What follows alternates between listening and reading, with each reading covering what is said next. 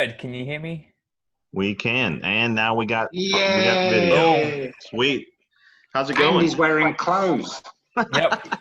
Yeah, I wasn't 10 minutes earlier. What do you mean? Now, This isn't the pay-per-view? I don't know what kind of This isn't the podcast you fans guys do. only? Yeah, I This is mean, no fans only on this? if you don't like and subscribe, they'll take this off. But no, I'll yeah, get sorry. right on it. How's it going? Good. I was working in my garage earlier, and I got this like portable AC unit thing, and kind of a test drive. A buddy had it. He's like, I don't need it. I'll sell it to you. Mm-hmm. And at first it felt great, but then the air compressor running over top of it did nothing. So I was like borderline gonna pass out from just sweating my ass off. So now I'm just chugging water and juice. Me too. Yeah. Yeah, it's pretty So hot. I'll just have you introduce yourself, and then we'll go into King of the Heap a little bit. That picture behind you is going to be a nice transition into your new Holden. Okay, cool, yeah. Hold on, this lighting kind of sucks. Let me see what I can do about that. Sometimes this What are you talking about? I literally look like a zombie. Yeah, this lighting blows. Oh well. I used to being the oldest one in the room. Oh man. All right. Ramp the contrast up. It works. Oh yeah. Hold on. Let's see what I got. Just be real spooky and creepy the whole time. Hold on. No, it all started at a young age.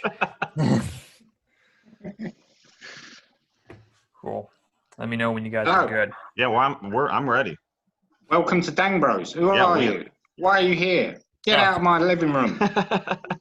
Thank you for having me. I'm Michael Seymour, also known as Club Duty Fresh Mike on the streets. You know what I'm saying? Okay, now we know that. I've already learned something. Yeah. I've my accent. I'll start this off because otherwise everyone's just me trying to pay attention the whole time. So I was born and raised in Australia. Moved to the United States when I was 12, and I moved around a bunch. So now my accent's like a hybrid Australia America. The closest accent to it's really a Boston accent, but even there it doesn't match. So no matter where I go, people's eyebrows peak up when they're talking to me. So that's good.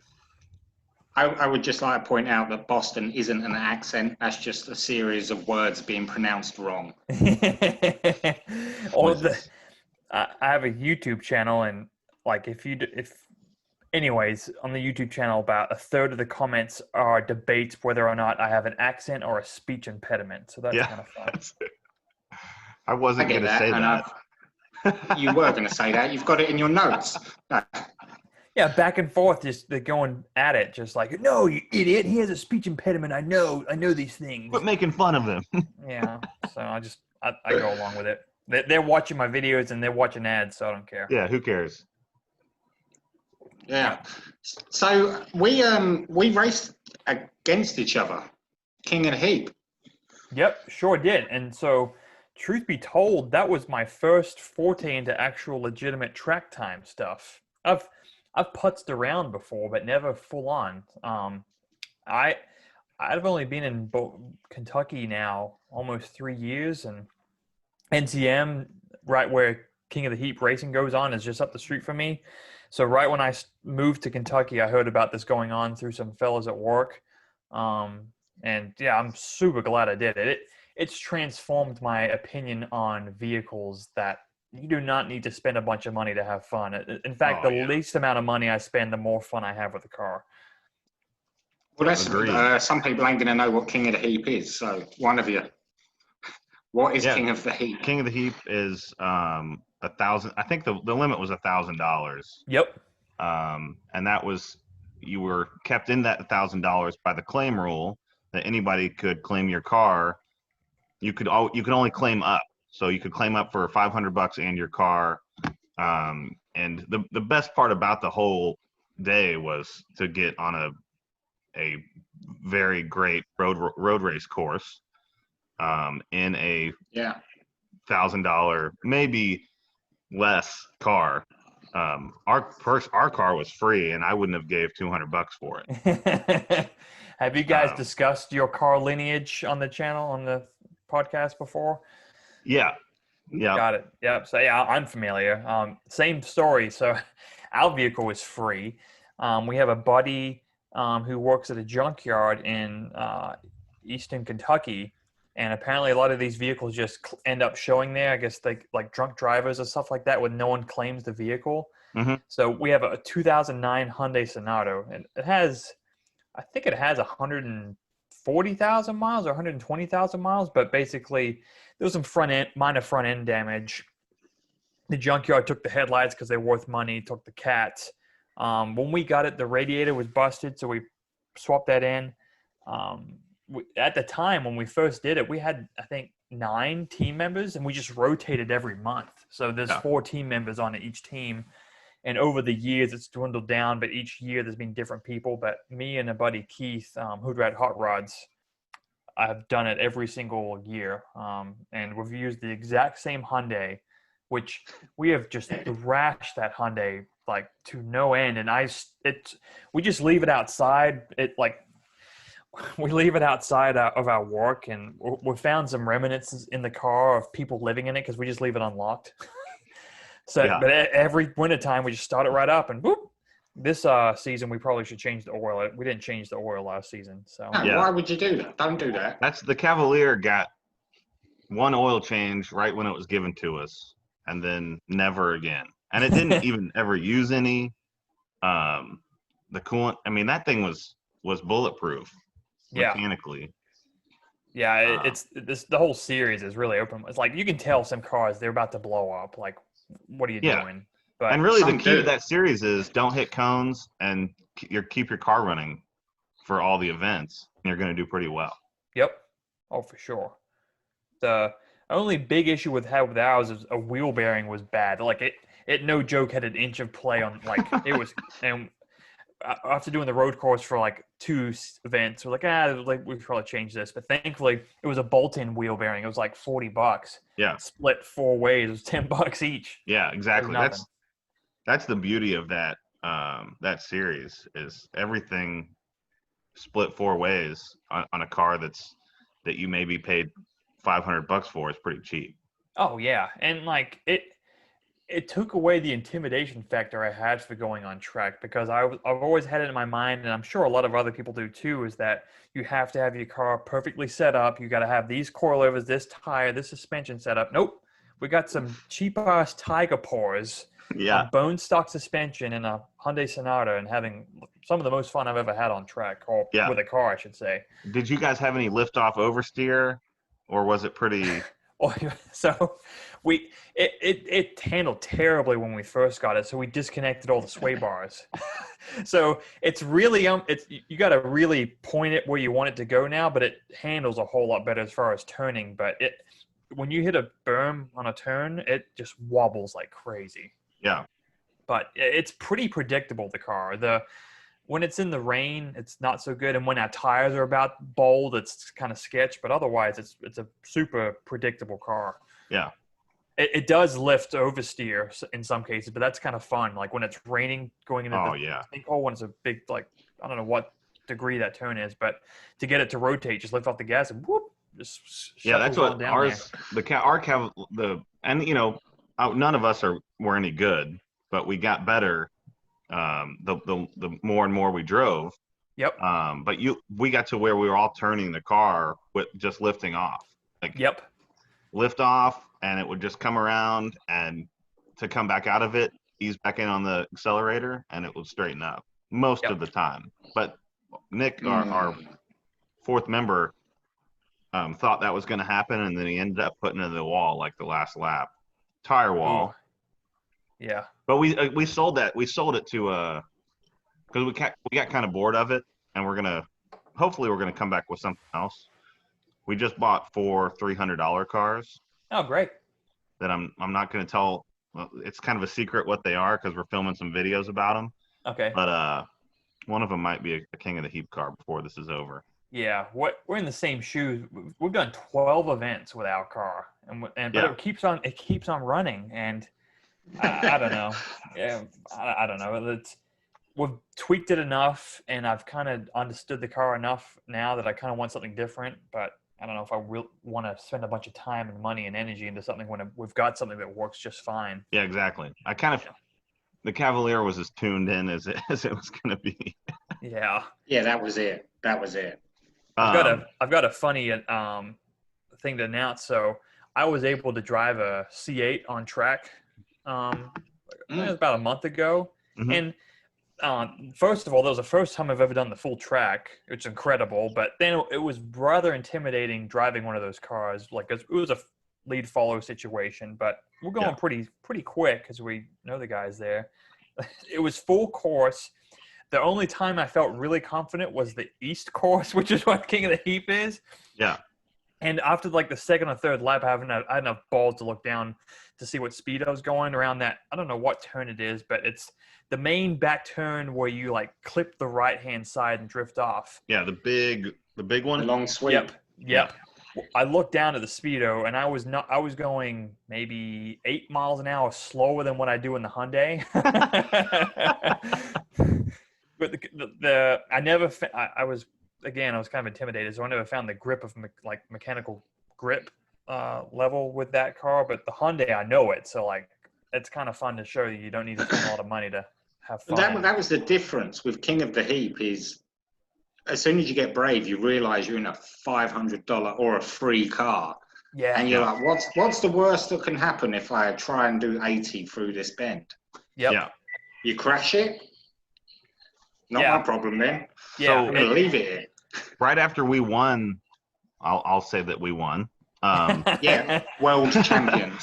Right after we won, I met Travis Pastrana at the One Lap of America event, like the next week. It was like pretty soon after that. Oh, cool. And I got I talked to him a little bit and told him, like, he was like, "Why are you here? Why are you just hanging out here?" And I told him a little bit about King of the Heap. And I told him the miles per hour we got in a Cavalier with no glass in it around the back sweeper. And he was like, "That's pretty nuts." He was in a brand new Subaru STI. There was, I think, 2 or 3 of them there that were in brand new STIs that were with Travis. And they were filming for something. But he was a really cool guy. I gave him a couple Dangbro shirts. Oh, hell yeah. That's awesome. That's what's neat about like that track is it brings a lot of sweet events. There was a awesome event this weekend. I'm bummed I didn't get to make it out there, but it was pro touring trucks only. Apparently there was like 50 of them. So I'm looking to see. I didn't see any video of them on track, but I saw a bunch of autocross stuff. Yeah, I don't know if they were on track or not. They might have just done autocross only, but there was, I think there was like a street cruise or something like that afterwards that I saw some rolling shots from. So, but yeah, I'm bummed I missed that. So, for anybody that doesn't follow you on, I've been following you on Instagram for a while, and I just started watching the YouTube channel because that's kind of what our next forte is going to be. Some YouTube videos. Yep. But so your latest purchase was a SS Chevy SS badged as a Holden.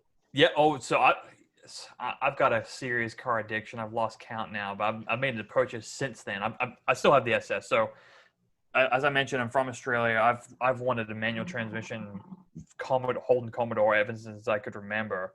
And when the SSs came out, they were pretty high. I was like, I can't fool with this right now. I got other things I'm trying to focus on. And I just kind of gave that up. But I started looking at them recently because you could find some higher mileage ones for under 30 grand, which like, oh man, this is where they need to be. Yeah. And then I found like 1 or 2, like this is going to be a massive pain in the ass trying to do this. So I gave up. Are you guys familiar with Sloppy Mechanics? Yeah. So that Facebook group, someone was asking a question about an electrical fitting, and I could see the car in the background. And I was like, so I just messaged the guy like, hey, what's the deal with this? And he's like, oh, actually I have a dealership that sells these cars, and this one's going to be for sale soon. So long story short, I got probably 100 photos, a bunch of videos, went back and forth, but I bought this car sight unseen, and I had it shipped. I've never done either one of those before, so it was kind of wild. And as a rebuilt title car, yeah, it was even crazier. It only has 18,000. It had 18,000 miles on it when I got it, and the 2017, which is the last year that they made them. But you can look at photos of those cars before they get rebranded or whatever, or how they got rebranded. And that one was just a side swap. Yeah, I saw that picture you posted, and I'm kind of surprised. Parts for those must be expensive. Yep. Yes. Imagine shipping 2 doors from Australia. Yeah. That's what did it. So I bet I have G8 doors on mine, which are identical. Just all the trim and interior panels bolt right up. So our buddy, actually, as we speak, is coming back from Chicago buying a hood, a headlight, a grill for a Caprice. Oh, cool. And he's stealing them, but he's having to drive, 12 hours to go get them. Because even those it's a cop car, and the hood's $1,500. Golly. But he's wild. He found a good deal, and they're worth driving for. So. Yep. Yeah, and so that's another thing too. Is like the SSs are worth a pretty penny, and especially a manual transmission one. And so everyone just cherishes these cars, and I like it. Don't get me wrong, but now that it's rebuilt, I'm not freaking out to drive it. So I've put over 1,000 miles on it already, and if it gets hail damage or someone fender bends it, like the value is not going down. It's already lost all its value. So. Yeah. Are you able to get like full coverage on it, or? Yep. Yeah. You can get full coverage. No questions asked on that. I've never had an accident with one, so we'll see how that goes. Was it as good as you expected it to be when you got it? Yeah. Yes. I wouldn't pay 40 grand for one though. No, they're not. I don't think it's worth that. Even like looking online, they have weird electrical gremlins. To me, that's just, if you're gonna buy a Chevy, just expect random crap like that to be messing up. What were they? How much were they new? Regularly, I think the manuals were like $1,000 cheaper than the automatics, but I think they were like MSRP 45, and people picked them up for like 44-ish. But then when they had those 20% off deals, I think a couple people bought some for 39, but almost all manuals were ordered. Like no dealerships would just buy a manual one to have on the shelf. So a lot of those 20% off deals were whatever was on the lot. Yeah. So this car was actually out of Chicago. I guess it was registered in July of 2017, and it crashed in August of 2018 and just sat. Yeah. Till the guy I bought it from bought it late 2019. So it's kind of wild. Yeah, when I initially saw that picture you posted of it crashed, because that wouldn't have totaled Malibu. Nope. It would have stuck that thing back together. Yep. And gave it back to whoever crashed it. Yep. Nothing structurally was the control arm. Those are meant to tweak. So the rear control arm was bent, so that gets replaced, and the rear hub was replaced. But other than that, nothing structural touched at all. Does any of the if any of the running gear like cross references to anything? Yeah, they make over here? I was looking at the rear hub, and the whole rear hub assembly is all G8.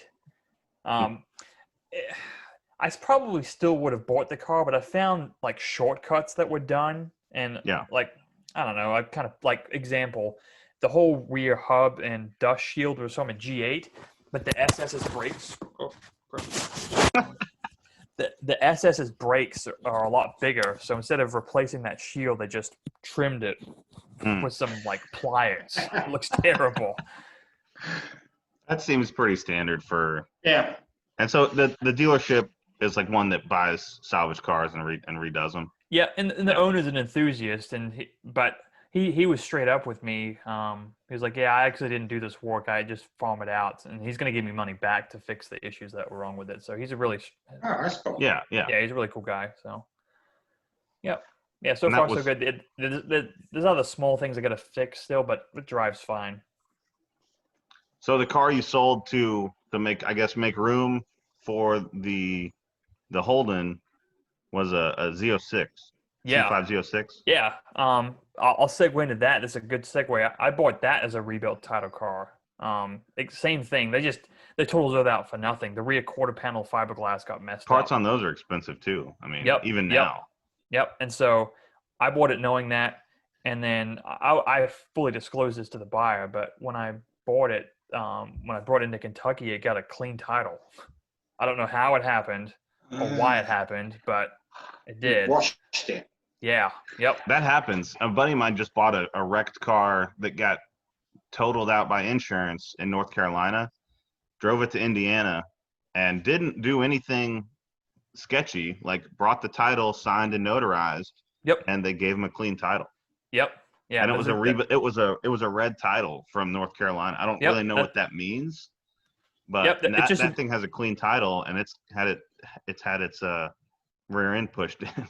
Yeah, it's wild. That's what happened with mine. It was just a different colored title. But so a car gets a salvage title when it hits the auctions, and then when someone fixes it up and gets it inspected by the state, however that state does inspections, it becomes a rebuilt title. Right. But yeah, I don't know how that I happened. rebuilt the C5, and it was a Kentucky car. I kept it in Kentucky. But yeah, it went from a salvage to rebuilt title, and the process is pretty easy. But obviously the value of the car goes down. Yeah. Did you get yours from auction? I actually bought it on Craigslist. The guy's son crashed it, and he wanted it out of his driveway. Gotcha. That's cool. Yeah, so that car, I bought it with the same mentality as like, I don't need to spend a bunch of money on a car like I'm going to just want to hit cones with. So I took that thing autocrossing and didn't care if I hit a cone. But yeah, it made 450 wheel horsepower and weighed 3,000 pounds. It was pretty rowdy. And like just driving on the back roads and stuff, which I enjoyed doing, it would just spin the tires at like 60, no problem. Yeah. So, yeah, I watched a little bit a couple nights ago of the new owner beating the crap out of it. Yeah. So I kind of I was like, I'm ready to move on. And I wasn't officially sold on it. What happened is, guys you may know, he goes by the name of Cleetus McFarland, on his personal Facebook was like, hey, anyone got a C5? And Keith Hoodrat Hot Rod tagged me. And I was like, I guess I can see what the deal is here. Like, I'm not in the mood to sell it, but if something were to work out well, I would consider it. So yeah, not trying to give it away. Yep, went back and forth. So the mechanicals of that car were spot on. It had some cosmetic issues, which made it a little bit less. He was actually cool with it. So I made a deal with Cleetus McFarland to buy that car. Yeah, and that's pretty awesome. Yeah, it was pretty wild. I met him several times before in person, but for that one, same deal. He paid for it and we shipped it. Yeah.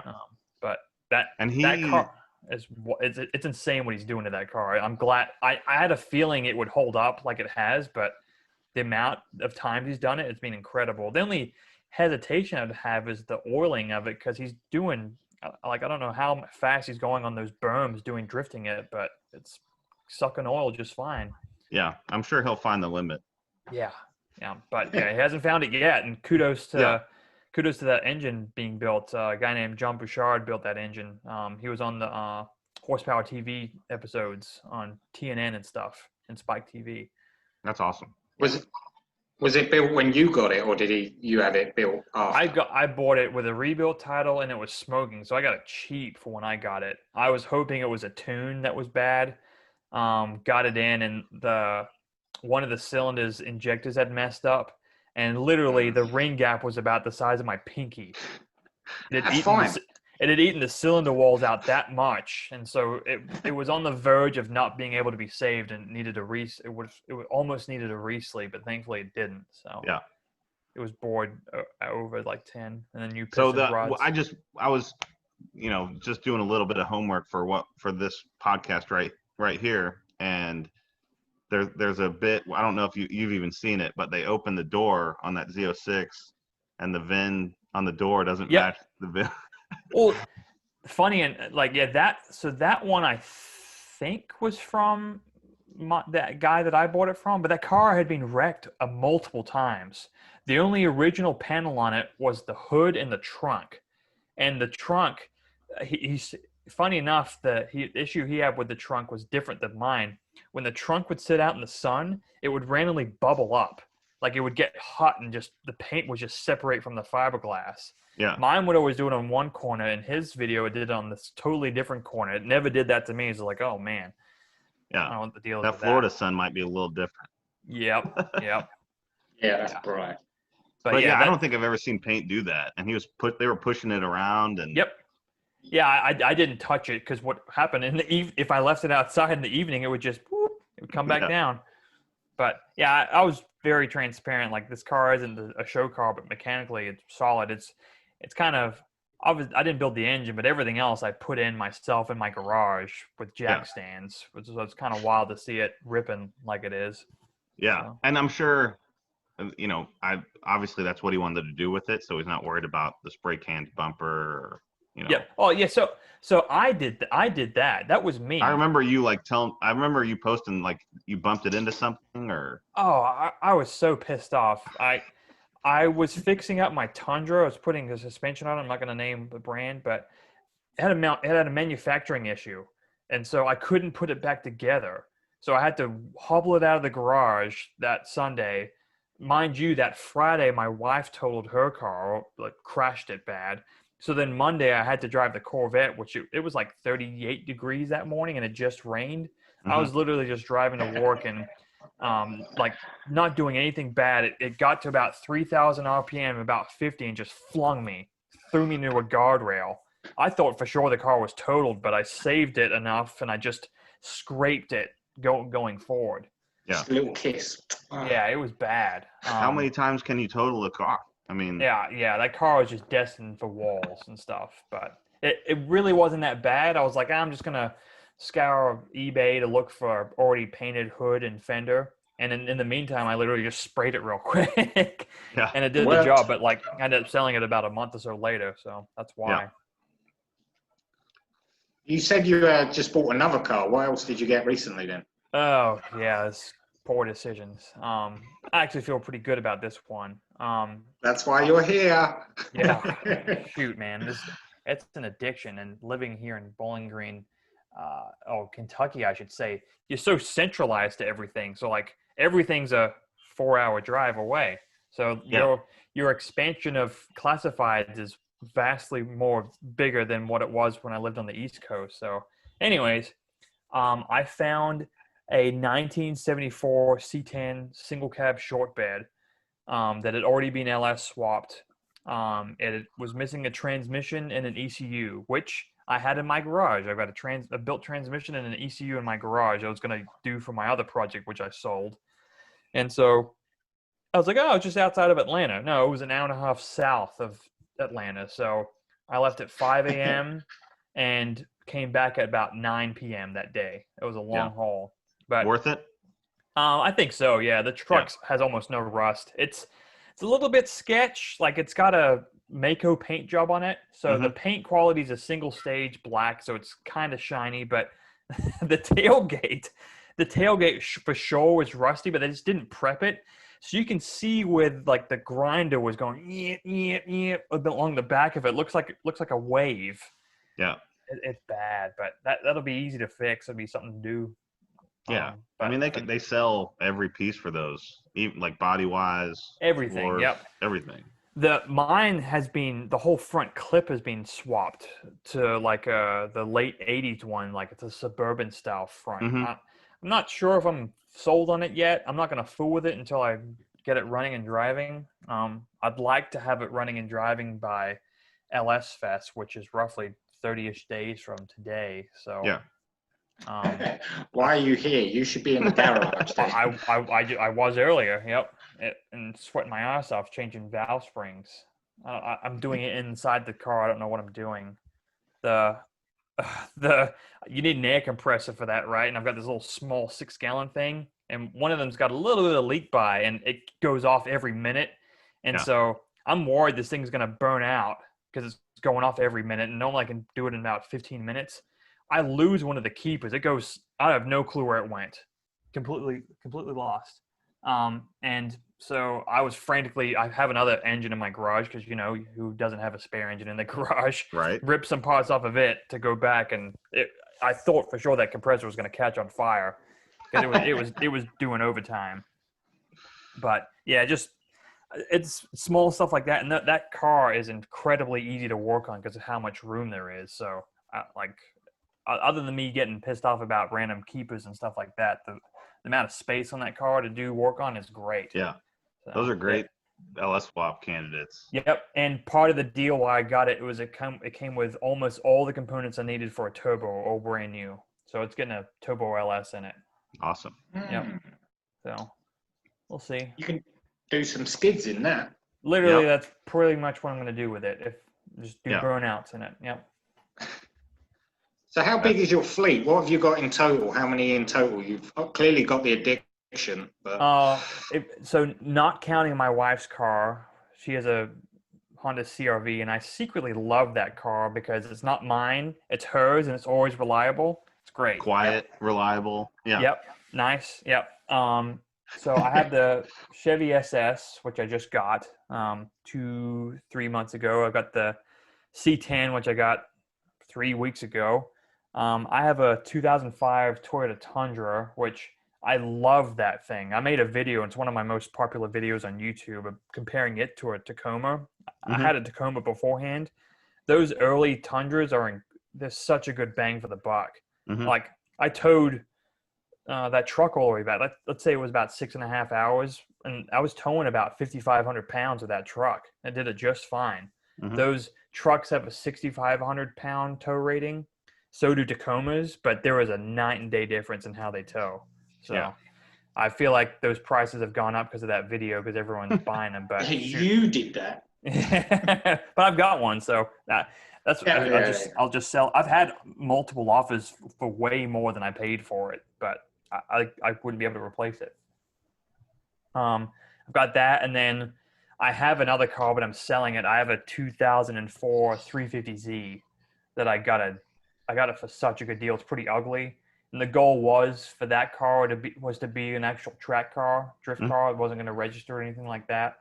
I've just come to realize time is short now that I've got a daughter, and so I really don't need 2 projects, just one project. So I'm hopefully going to sell that here in the next week, and I'll eventually get one of those again. They're so cheap and so many parts for them. What I'm going to do though is I'm going to find one that's already been built, like with a cage and stuff.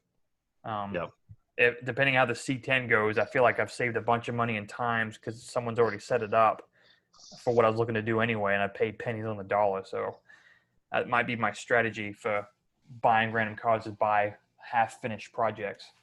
Yeah, as long as you can find one that the cage has been welded in decent. Yep. But they're out there. Yep. Yes, we'll see. But yeah, that's all I got right now. But who knows? I might find a deal tonight. But I got Kentucky's Stay got off a limit. The internet. I can't sell more than 3 cars a year. So 5 cars a year. So I'm already at 3 once this 350Z happens. So I have to stop that.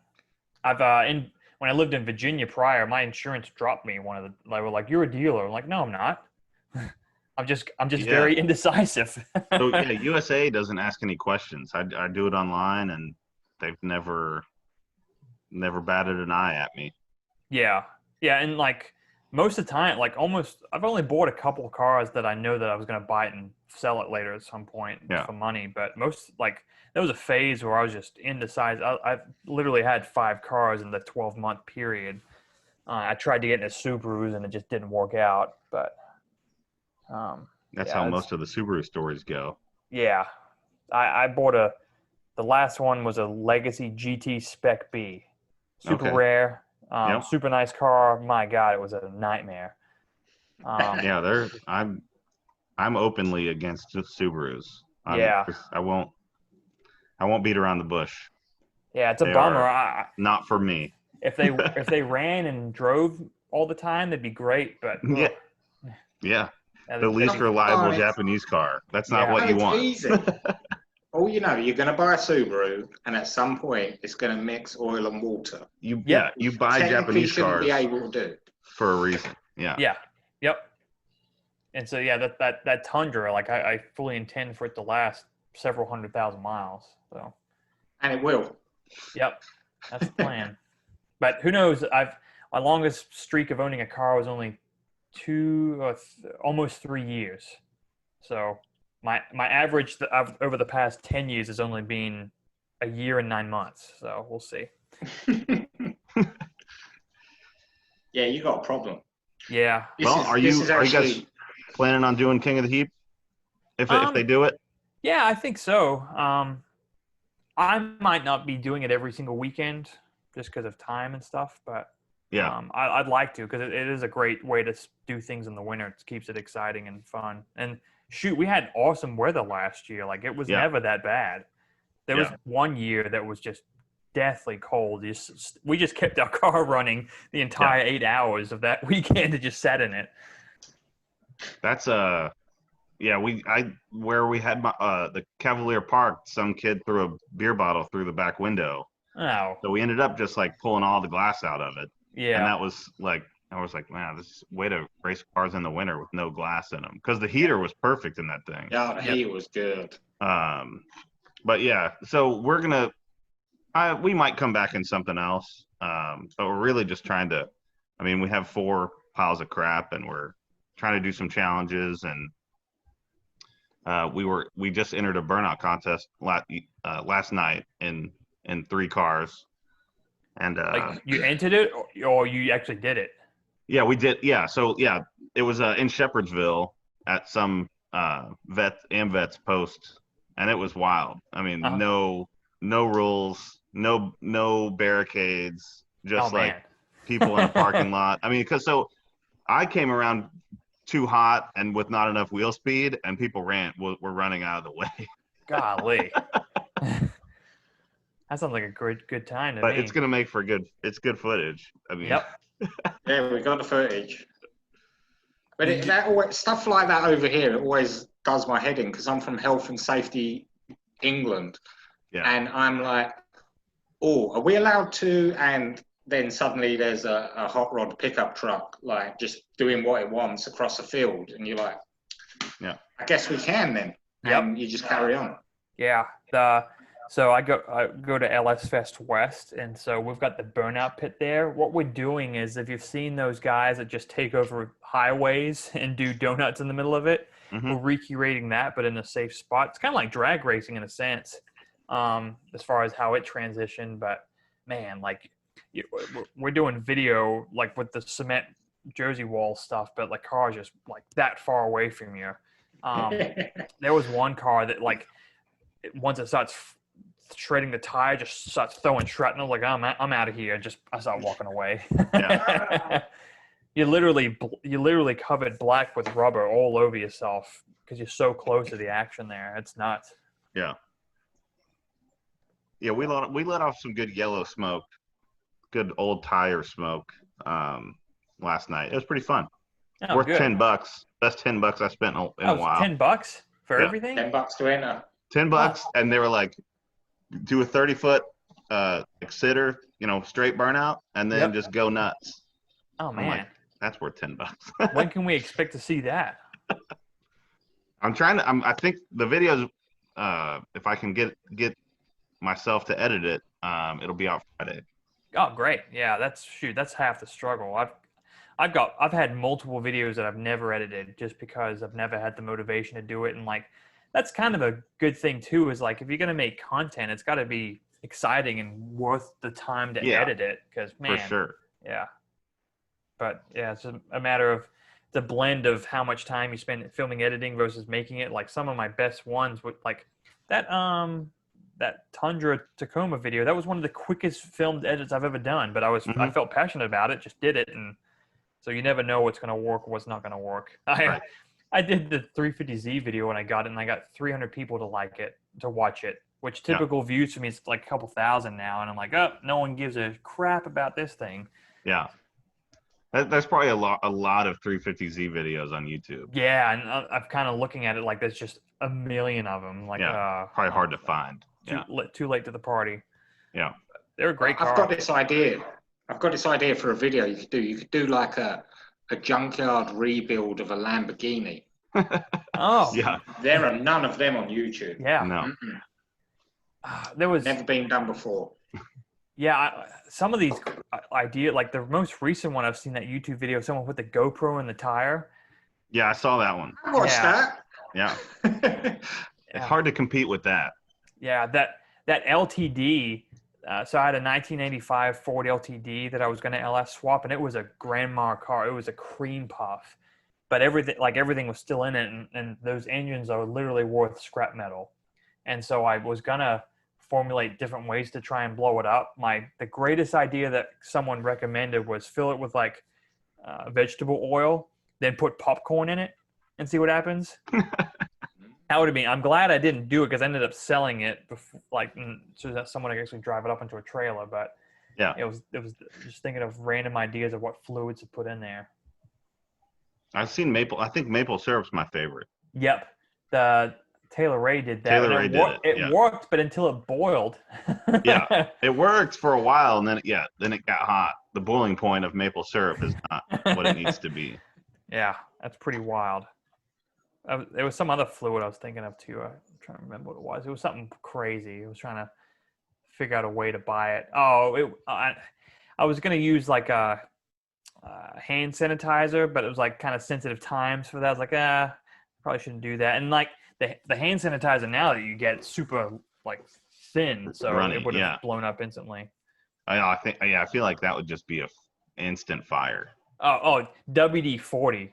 Wanted to try that, but that would literally catch on fire instantly. Yeah, that's fine.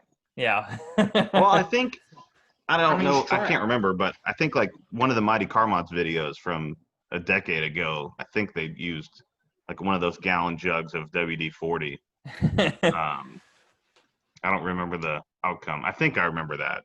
I could be making that up. I don't know. Yeah, but yeah, those are fun.